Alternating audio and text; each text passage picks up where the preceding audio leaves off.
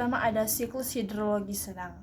Juga dikenal sebagai siklus air sedang adalah proses perputaran air di bumi yang melalui tahapan utama tanpa melibatkan air yang masuk ke dalam tanah secara dalam dan tahapan evaporasi. Tahapan siklus hidrologi sedang. Yang pertama ada evaporasi atau penguapan. Air dari permukaan laut, danau, sungai, atau tanah mengalami penguapan karena panas matahari. Uap air otomatis naik ke atmosfer. Itu kondensasi. Kondensasi pada bagian siklus hidrologi dalam siklus sedang adalah proses perubahan uap air menjadi titik-titik air atau awan di ketinggian tertentu.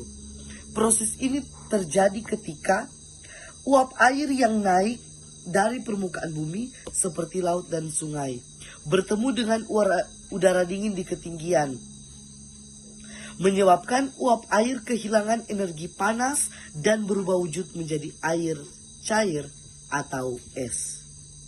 Selanjutnya yaitu tentang presipitasi. Presipitasi dalam siklus air sedang adalah proses turunnya air dari atmosfer ke permukaan bumi, terutama ke daratan, dalam berbagai bentuk seperti hujan, salju atau hujan es. Proses ini merupakan bagian penting dari siklus air yang melibatkan penguapan, kondensasi, dan kemudian presipitasi. Baik, di sini saya akan menjelaskan tentang pengertian infiltrasi.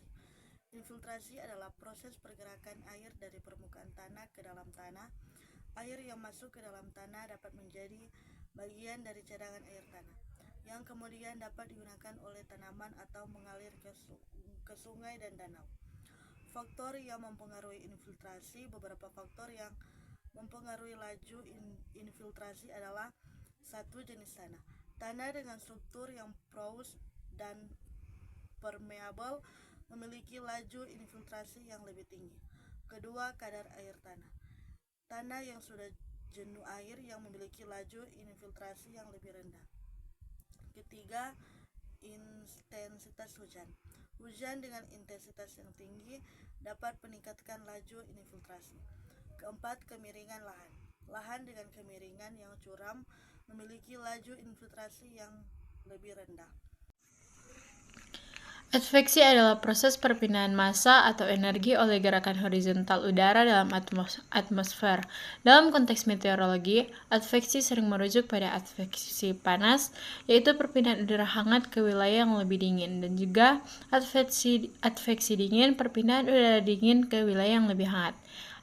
Dan adveksi uap air, perpindahan uap air dari suatu wilayah ke wilayah lain oleh angin horizontal. Uap air merupakan salah satu unsur utama dalam siklus hidrologi atau siklus air. Dalam siklus dengan intensitas sedang, proses-proses utama yang terjadi melibatkan evaporasi, adveksi, kondensasi, presipitasi, infiltrasi, dan aliran permukaan air.